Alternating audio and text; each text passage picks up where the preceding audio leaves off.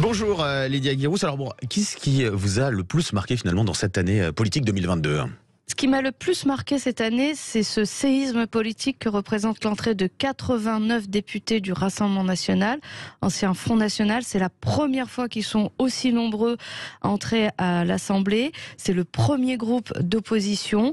Alors la NUPES, ils sont avec d'autres groupes, mais eux seuls représentent 89 députés. Ils ont réussi ainsi à briser une forme de plafond de verre, ce front républicain qui d'habitude les empêche d'accéder, on sait très bien, à la présidence de la République, mais également à l'Assemblée nationale. Donc 89 députés, Rassemblement national en 2022, c'est un véritable séisme. Et pour moi, l'autre élément très marquant, c'est qu'ils réussissent, mois après mois, à installer cette normalisation de ce parti dans le paysage politique français. Ça commence à devenir un parti comme les autres pour beaucoup de Français. D'ailleurs, une étude Kantar publique avec Epoca démontre qu'ils sont perçus comme des députés qui sont présents et très impliqués dans le travail parlementaire. Beaucoup de travail fourni par ces députés du Rassemblement national, alors que auparavant c'était plutôt une image d'amateurisme, sans grand professionnalisme de leur part, sans grand travail de fond.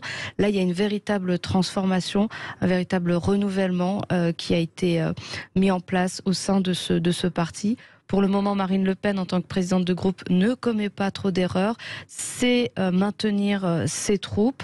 L'image change. La prochaine étape sera les européennes, évidemment, avec sans doute Jordan Bardella, président du parti, qui mènera la liste.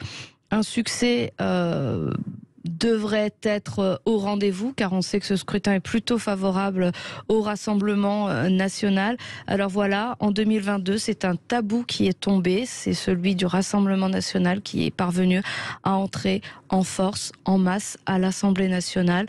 Prochaine étape, est-ce qu'au présidentiel, ils réussiront aussi, à force de travail, à force de normalisation, et aussi parce que les autres partis d'opposition sont dans une forme de léthargie, d'effacement, eh bien, à réussir à aller au-delà de la simple présence au second tour et à convaincre 51% ou 50,01% des Français. À voir, affaire à suivre. Effectivement, merci beaucoup. Merci à vous Lydia Guirous, édito politique, les leçons de 2022.